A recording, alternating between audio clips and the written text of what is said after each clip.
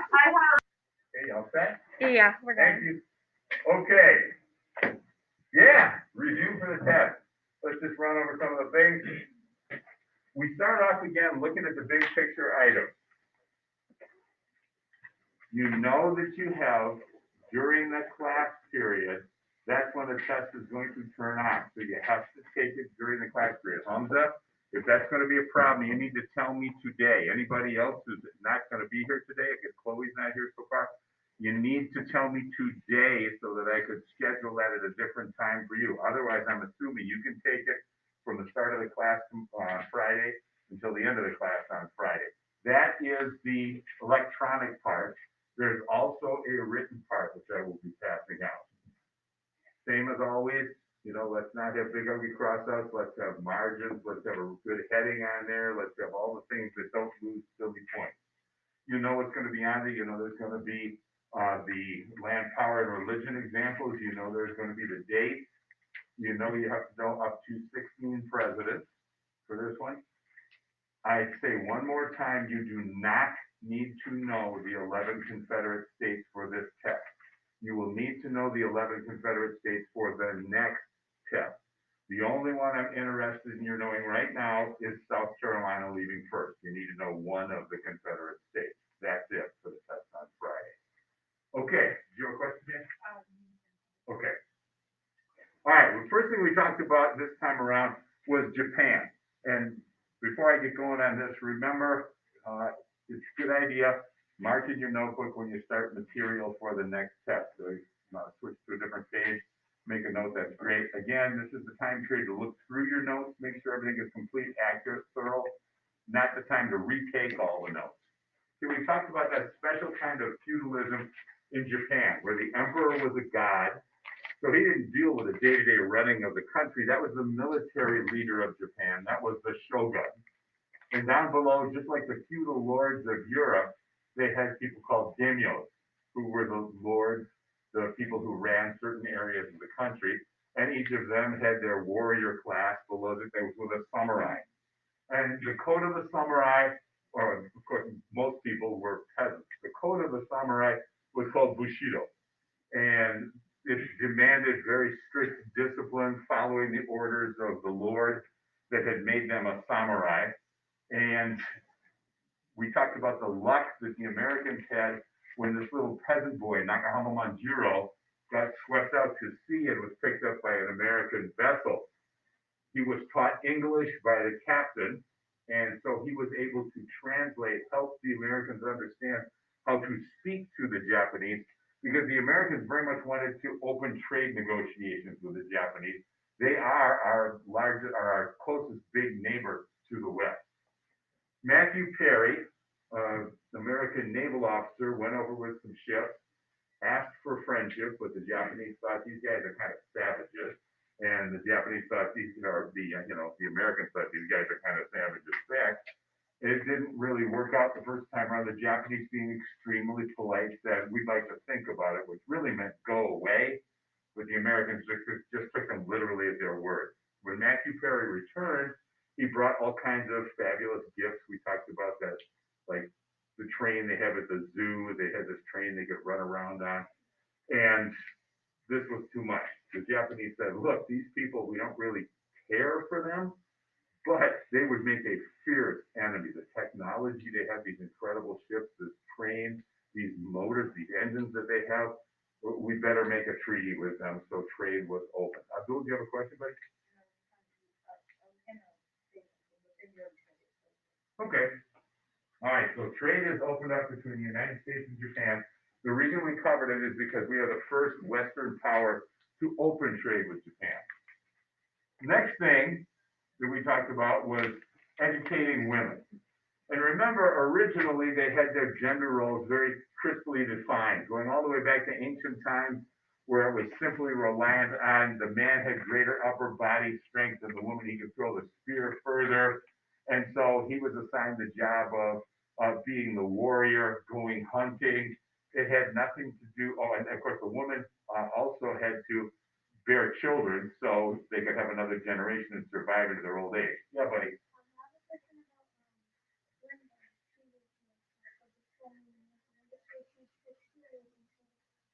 60. Okay. So the women's gender roles had kind of defined down into the idea was that a woman would just get married. So she should learn the things that a woman running a house should do. She should learn to sew and cook and clean, and that was about it. There may be a little bit of basic math. There might be the ability to read children or stories to her children, something like that, but not a whole lot of other education. They just didn't feel that women needed that because only men needed more advanced math and such to get out into the world of business or science. Most kids did know how to read and write, but they didn't learn at schools in the early 1800s. More than half of the kids didn't go to school at all. They were taught how to read and write at home or at a church school. That is, at church they would. But of course, there's a great disparity in the wealth of some congregations versus others. And they thought, well, how can we even this out? And their answer was tuitionless public schools. Remember, they're not free. There's no such thing as a free public school. Somebody is paying for it. So they said, yes, but if we get all kids to be able to go to these public schools, then they could all get a chance to get an education. This was a great democratic idea. People loved it. Then along came a lady named Sarah Pierce. She wanted to get an education, a real education, not just cook, clean, sew.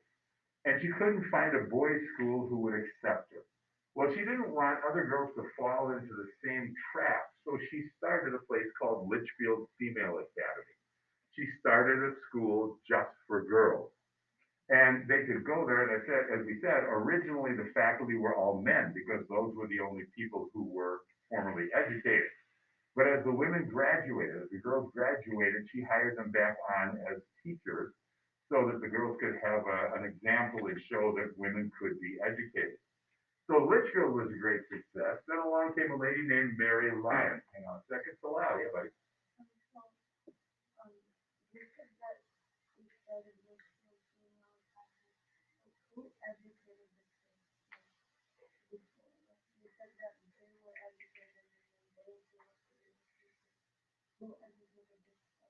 Men.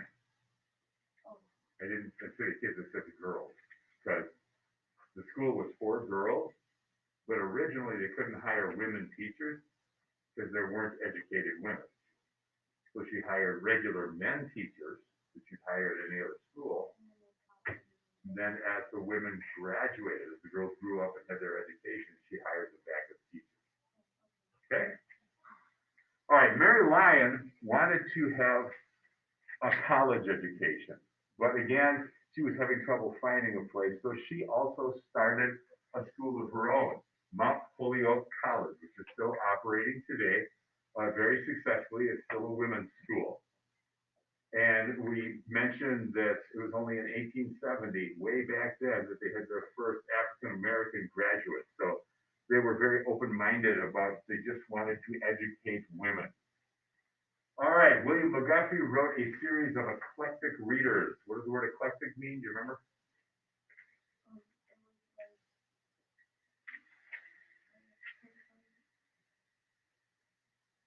Anybody? Eclectic. What does eclectic mean? Varied. Yeah, all different sorts.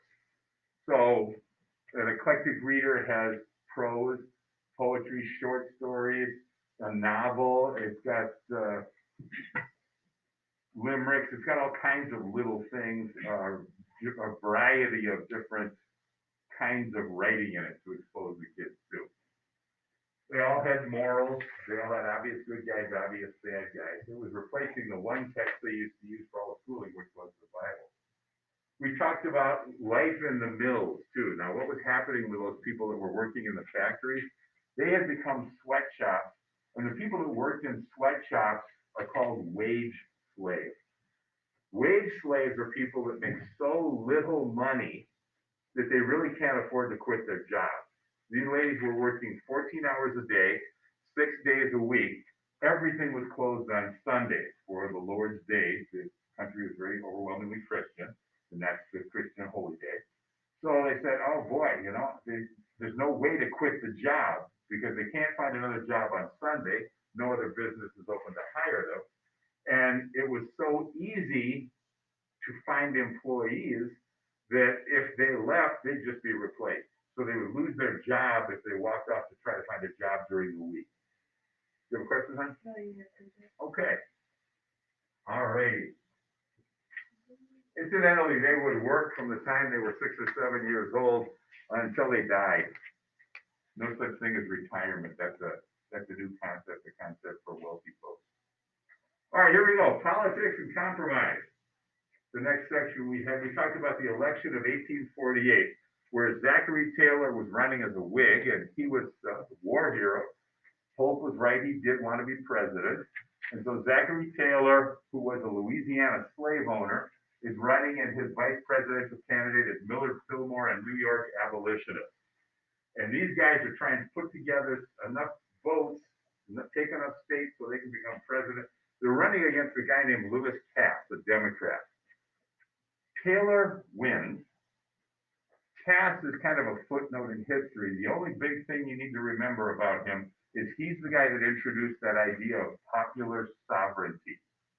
Popular sovereignty, which is where over in the Louisiana Territory, over out here in the West, the idea of popular sovereignty, popular, the people and sovereignty would rule when a state became a state, when the territory became a state, then the people of that state would vote and say, we want to be a free state or we want to be a slave state.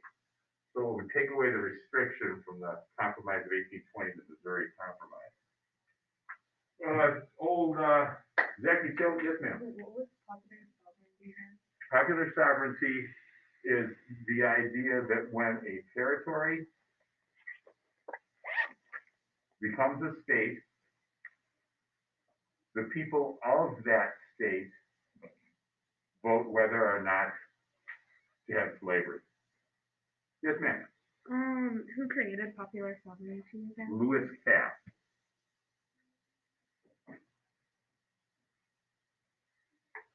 Yes, sir. Capital Lewis, space, capital Cass. Mm-hmm. All righty.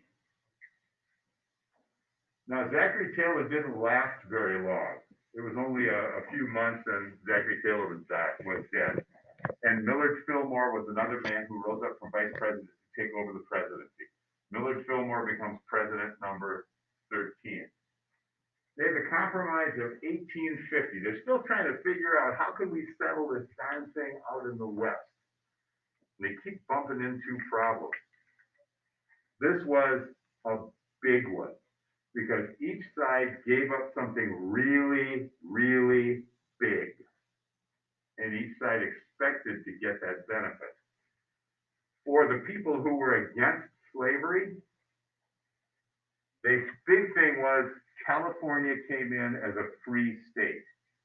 That means control of Congress went to the people who opposed slavery. California comes in as a free state. There's no slave state to offset. They did make Utah and New Mexico territories into territories, which is a step below statehood.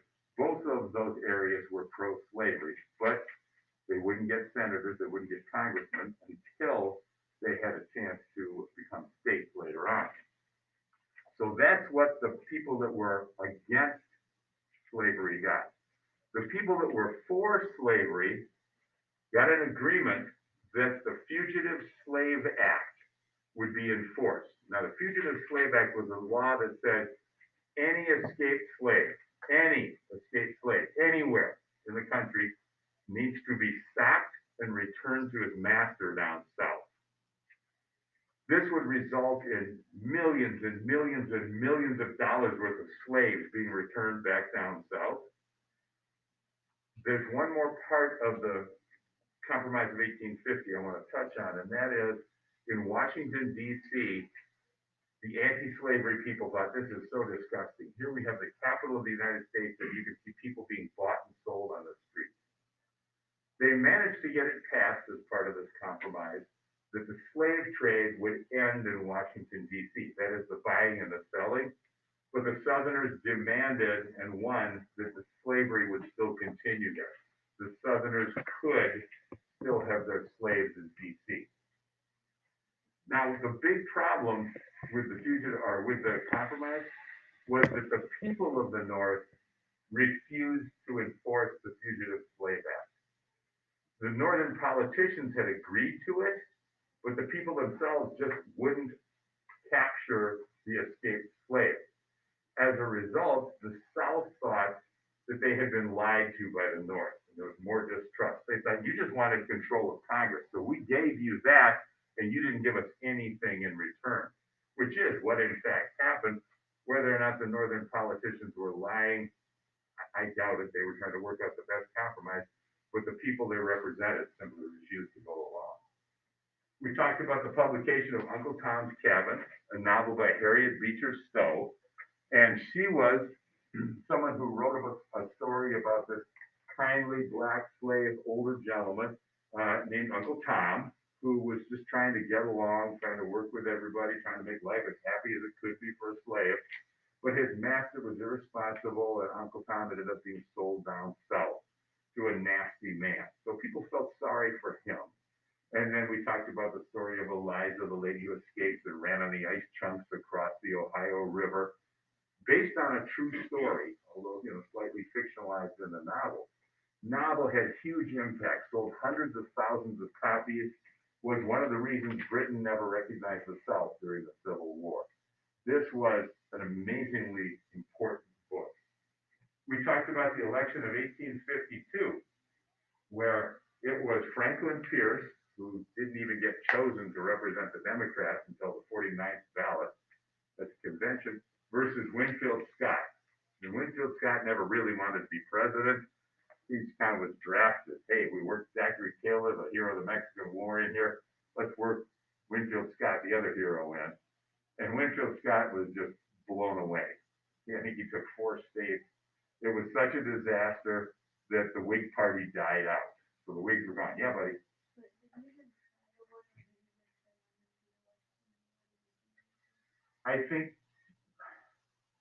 I don't think he did any hard campaigning. Like, he personally wasn't invested in it, as opposed to people in the party were out there trying to push for him and make people excited about him. Wouldn't what? No, being a war hero can be a help, but it's not enough. You have to see something energetic and exciting from somebody. You have to say, I think this person would be a good president. All right. Then you have new political parties come up. We have in Ripon, Wisconsin, the founding of the Republican Party. New party does extremely well in the first election. They capture the governorship, the several state legislatures, and they send some people to Congress. An amazing success story for a first election. It was not a presidential year. That would come a little bit later. Then you had the Know Nothing Party, was the other big party of note, and they started some secret societies. Who did they not want to have elected? Who were the two? No, those were the areas they were popular, but what 2 groups didn't they want to have elected? Those specifically, yes, they were talking to the Irish and the Mexicans. Right? Catholics and foreign-born people. They did not want them to get office. They did not want them to hold any political office at all, no political power. Okay, and like it was said, they were big in the Northeast because they wanted to stop the Irish from getting any power, and they were big in the Southwest because they wanted to stop the Mexicans from getting any political power. Okay, what else have we got here? Senator Sumner was attacked. Remember, Senator Sumner was an abolitionist from Massachusetts. He was having a series of debates with Andrew Butler, a senator from South Carolina, and he went a little too far, saying something personally insulting to Andrew Butler during one of the speeches, and he was the next day beaten by Congressman Preston Brooks from South Carolina, who was Andrew Butler's nephew. He came over and he beat him with a cane down right on the floor of the Senate until he was pulled off. Preston Brooks went resignation to the Speaker of the House, rode down to South Carolina, where he was promptly reelected to the House of Representatives and sent back to Washington. You have a question? Did you have a question? Okay. No. All right, yes, sir.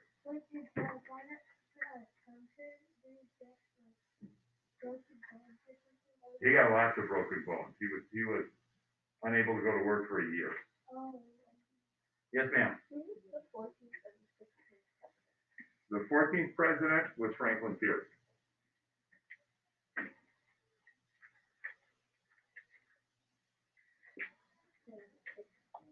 Really? Yeah, the 16th is Abraham Lincoln. Salam.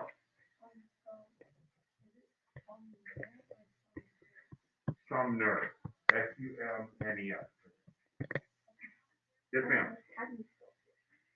Capital P-I-E-R-C-E. All right, cool. What else did we talk about? We talked about bleeding Kansas. Stephen Douglas wanted to be president of the United States. He really, really wanted to be president. And so Stephen Douglas passed this law to attract Southern voters. He was already big in the Midwest and over in the Northeast, but he wanted some Southern votes too to make sure he'd win in 1860. So he passed the proposed the Kansas-Nebraska bill, which became the Kansas-Nebraska Act when it was passed, which said that idea of popular sovereignty. In these next couple of states, or territories that become states, the first one being Kansas, the people will vote. Well, Kansas was ready to become a state. They were ready to take the vote. Two groups of people were interested in this. First, from Missouri, which was very much a pro-slavery state, people crossed the border just to vote with no intention of living in Kansas. They were called border ruffians. And these people came over, just stayed long enough to vote, then most of them went back home. The other group were called free soilers. In other words, on our soil, there's no slavery. Free soilers, they came from the New England area, and it took them months to get all the way over to their new homes in Kansas. By the time they arrived there, the border ruffians, the pro-slavery people had already voted, already decided Kansas would be a slave state, already sent the paperwork into Washington saying we voted as pro-slavery, and then most of them already gone home to Missouri. The free soilers, when they got there, said, no, that's not right. We want this to be a free state. So they took another vote and said, no, it's going to be a free state, sent more paperwork in, and started their own government. So there were two governors, two legislatures in Kansas, one pro-slavery at Shawnee Mills, one anti-slavery at Topeka. And then the people who were pro-slavery attacked the little town of Lawrence, Kansas. In retaliation, we get John Brown. John Brown, the radical abolitionist, who came and attacked a place called Pottawatomie Creek, Kansas, where he killed a bunch of people. Then the whole place exploded. There were bands of men running around, some with small cannons, shooting each other up, burning houses, burning towns, breaking property, killing people, and the army had to come in to restore order. It was a civil war, lowercase c, lowercase w, not the Civil War. That's 1861 to 1865. Yeah, buddy?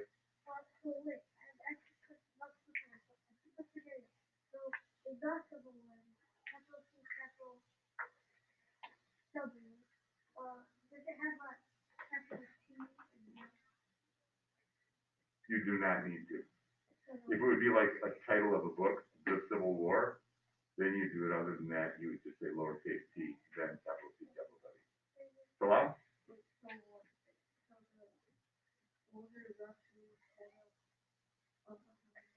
You got it? Okay. All right, cool. We talked about the Dred Scott decision. Wow. The Dred Scott decision was huge. And remember, this is a legal argument. This has got nothing to do with morality. They're trying to make sure that the law would say something. This whole thing was set up by abolitionists. They were looking for a way to get legal precedent made. Remember, legal precedent is when a court takes a look at a case, they look at the letter of the law, what the law says, but they also look what's happened in the past with similar cases. Okay? What's happened with similar cases? That's precedent. So what the abolitionists who set this up were doing, where they were trying to get a precedent set where the United States Supreme Court, it had to come from the U.S. Supreme Court, where the Supreme Court would say, hey, any slave that gets to free territory is free. That's what they hoped for. They got exactly the opposite end result. The setup was Dred Scott was clearly legally a slave in Missouri. He was owned by a man who lived there. That man took Dred Scott into the free state of Illinois, then up into the free territory of Wisconsin. They stayed in these two places more than 2 years. So this wasn't just a day trip. They were there a long time in free territory, then returned to Missouri. Then the abolitionists who were trying to make the precedent, they paid for Dred Scott to get a lawyer and to sue his owner saying, hey, I'm free. The idea being, you took me into free territory, that freed me. When I get out of free territory, I'm no longer a slave. They don't have slaves there. To the Missouri court, the lower court, they said, you're right, you're free. But that wouldn't do them any good. That's the decision they wanted, but that wouldn't do the abolitionists any good. It would just mean a small part of Missouri. So they took it to the Missouri Supreme Court. The Missouri Supreme Court said, no, you're still a slave, which was good for the abolitionists. They said, this is great. Now we can take it to the U.S. Supreme Court, which is where it had to go to be law for the whole country. So they went to the U.S. Supreme Court, and the U.S. Supreme Court said, well, let's take a look at this. We really have 3 questions to answer. First of all, is this guy a citizen? I mean, can he even sue? And secondly, when he went to free territory, did he become free? And when he returned, did he turn back into a slave? And third, does the Missouri Compromise line over here in the West, is that even constitutional to stop slavery at a certain point? Well, they came back with a decision. Number 1, Dred Scott was not a citizen. No slave or former slave ever could be. Number 2, his trip to free territory did not free him. He was a resident of Missouri, not a citizen. He was a resident of Missouri, so he had to obey the laws of Missouri. And in Missouri, he was a slave. And number 3, the restriction on slavery was unconstitutional. The federal government had to protect someone's property no matter where. The end result, the big picture here, the big thing is that meant there was no such thing as a free state. If slaves could be taken anywhere and the government had to protect people's rights to own slaves, there's no such thing as a free state. Okay, Lincoln Douglas debate. It was to be the senator from Illinois. That's what they were running for, to be the United States senator from Illinois. Stephen Douglas already was that. Lincoln was competing for the job in 1858. Probably a good thing he didn't win it because he might never have run for president. Douglas wanted to stay relevant. He wanted to be president in 1860. They had a series of debates all around the state. There's no television, no radio back then. And 2 things happened. Lincoln forced Douglas to say some things against slavery, which alienated his Southern voters. And Lincoln became a national figure. Now people all over the country who were interested in politics knew who Abraham Lincoln was. Pause that for a second, please. All righty. Ooh. Let's work on that spelling there, me. Escalation to war. We talked about the Democratic Party thing. Wait just a second, then let me see if I can fix that. Don't know. Woohoo! Now without my glasses, I can't even see it. Okay. One quick moment for a second.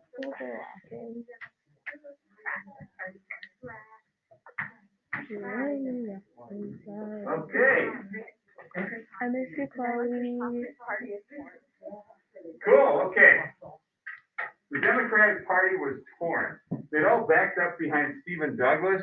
He was the guy that was helping maybe expand slavery, but he'd alienated the Southerners, and there's no such thing as a free state, so they can have slavery anywhere. They don't need him anymore. So the Southerners ran their own Democratic contender, their own Democratic candidate in the next presidential election. Then came John Brown's raid on Harper's Ferry. We talked about old John Brown there, his sons, some of his followers, about 20 people in all, went down into the federal arsenal at the place where they keep weapons in Harper's Ferry, Virginia. They were going to load up wagons, pass the weapons out as they moved south to slaves and say, hey, go kill people. And this really shocked Southerners. The abolitionists were this extreme, and it kind of pumped up the abolitionists, some of them, because they said, hey, maybe we can't wait any longer. Maybe it's time to, really force this thing to a head. John Brown himself was captured. He was pinned down by local people who had recognized him. The army came, arrested him, and justice moved a little bit more quickly than it was he was captured in the middle of October. He was hanged in December of the same year, so it took him a couple of months. Give your hand, Code? Yeah. Okay. The war begins. Abraham Lincoln was elected, and right away the South said, we all voted against him, and still he's become the president of the United States. That is no good. So there's no point in our staying in the country if we can all vote against him until the guy gets elected. So the states began to secede, starting with South Carolina. The Star of the West. Once South Carolina seceded, they said, hey, American Army, you need to get off our fort in the middle of Charleston Harbor, Fort Sumter. But the commander there would not do it. Yes, ma'am. It says James Buchanan is the 14th president, and we just said I'm sorry, 15th. Thank you. I did this morning on the run. Right, I admit it. I was in a meeting and I was doing this.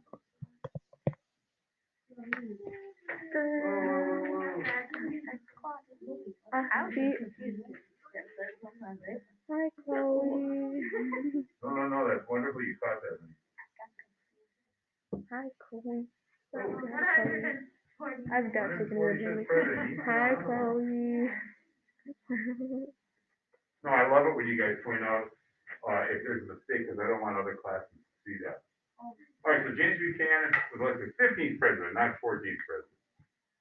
Okay, the Star of the West goes to resupply Fort Sumter, but Confederate batteries, that is artillery, shoot in front of the ship. They did not intend to hit it. They could have if they wanted to. They fired in front of it to say, look, if you go any closer to Fort Sumter, we will sink you. The ship went off and went home. But when Lincoln called for 75,000 volunteers, was raising an army, then the Southerners said, okay, we need to take Fort Sumter.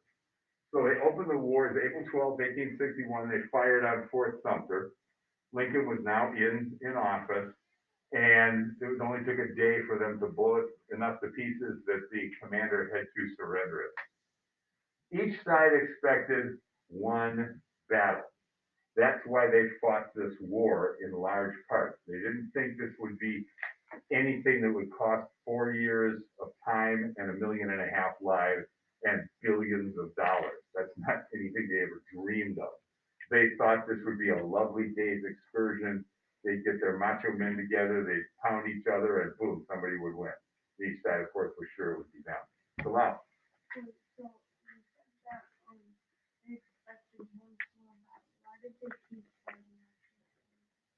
Well, they were fighting for their cause. I mean, each side believed in their cause.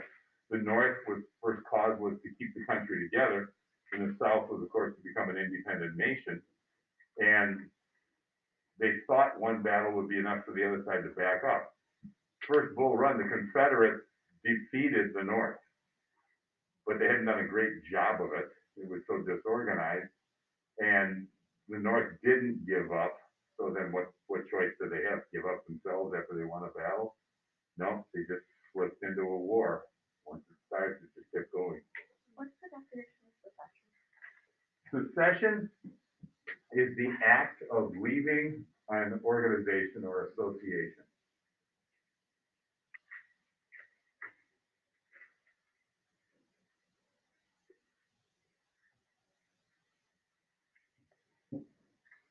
All right, one more time, I want to stress, the 11 Confederate states you will need to know next test, not on Friday. The only one you need to know is South Carolina left first. The border states we talked about, we had Maryland, which Lincoln filled full of troops, so it couldn't secede. We had West Virginia, we mentioned, which seceded from Virginia when Virginia seceded from the United States. Had Kentucky, which stayed neutral for a little while, and then Missouri, where Lincoln arrested the governor and the legislature. Not really important right now. Okay, yes, sir. Secession. All right, and the verb is secede.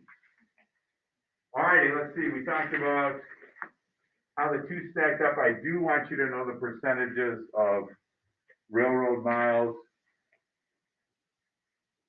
No, you know what? Don't worry about that for this test. Okay, don't worry about that for this test.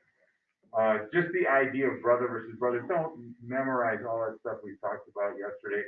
It's just the idea is what I want you to have. And then we did run through Bull Run Manassas, how it was such a disaster, the picnickers coming out, and people trying to make a lovely day of seeing what they thought would be the only battle, and it turned into a rout, and the army running back ran into them, and it was a big mess.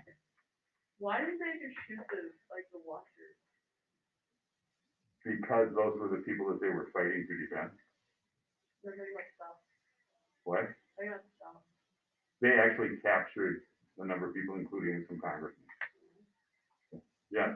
Right, so during that, when they were watching, so they would capture what they capture the regular people that they They did capture something. I mean, they didn't want them. So where'd they put them? They probably either let them go or exchanged them for someone else. That was what usually happened with prisoners back then was, if we captured 1,000 people, we don't want them. So we'll exchange them for 1,000 of our own guys. We want them. Yes.